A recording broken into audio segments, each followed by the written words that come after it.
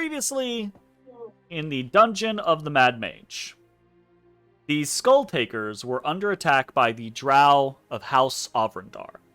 Within the nave of the heart of the mountain, Pibble, Greer, Peppa, Oz, Big Beak, and Balrin fought for their lives against the forces of Elinriu Beltaza, one of the 5 captains of House Ovrendar.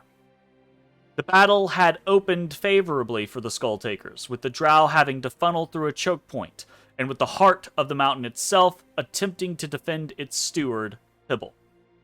However, slowly but surely, it became apparent that the Drow forces outmatched the goblins, at least until the ground began to quake, and up from beneath the invaders came the gaping maw of the darkest rain shadow. The ancient Zorn had answered the call, a creature of the earth rising to aid the defenders of the mountain's heart. But the Zorn's arrival didn't spell victory for the Skull Takers, at least not without a cost. More Drow funneled in through the portal from the heart, and though many of them did waste their time ineffectually attacking the darkest rain shadow, Elinriu and his mage were still a dire threat. The house captain held his ground against Balrin, Greer, and Big Beak, while Pibble helped Oz and Peppa in the back lines. But after dispelling the hand of the heart of the mountain, Elinriu's mage turned their gaze towards the goblins. Twice, surges of horrendous lightning flashed out. The second time, Oz and Big Beak fell. Balrin and Pibble were already also grievously wounded. For a moment, it did seem as if, with the darkest rain shadow's aid, it would be a Pyrrhic victory for the Skull Takers. But then, through the portal, came Ashes, Ezrah, Matashtai, and Bones. The leader of the Skull Takers had arrived just in time. And he did so with a vengeance. In an instant, Ashes and Matashtai cut their way through the first rank of Drow. Bones hurtled forward, engaging the house captain, who now, under assault from all angles, began to lose ground. Ezrah and Mossy engaged the remaining Drow as Ashes and Matashtai surged forward, the former aiding the ancient Zorn, the darkest rain shadow, and the latter healing the faltering and fallen forces of the Skull Takers, quite likely saving their lives. Elinriu's reaction was stoic in the face of death. He attempted to complete his mission, to kill Skull Takers, but Bones cut him down. In the following moments, it was a simple task for the party and their allies to defeat the remaining Drow. Bones left one alive, for a very specific purpose.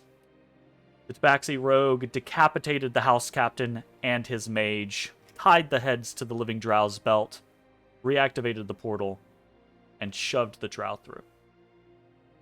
It would serve as a message of what happened if you attacked the Skull Takers, and a message of what might come.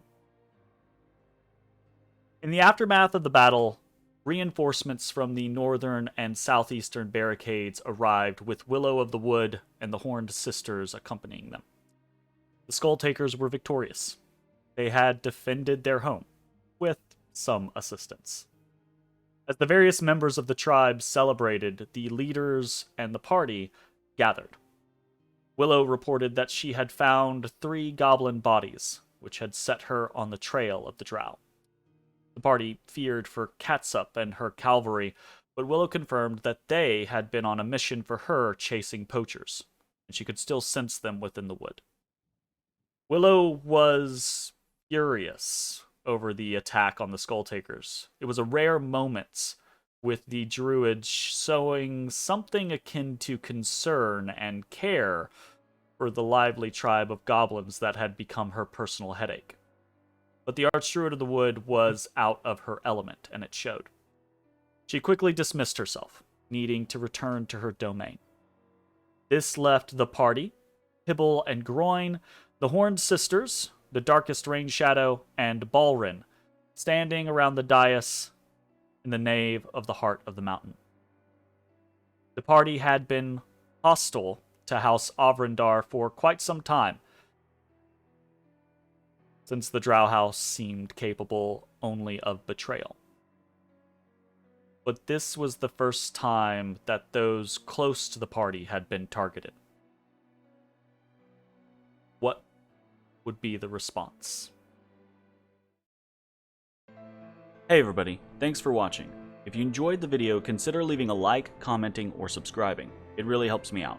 If you'd like to see me live, head over to my Twitch at twitch.tv/thedistanthorizon.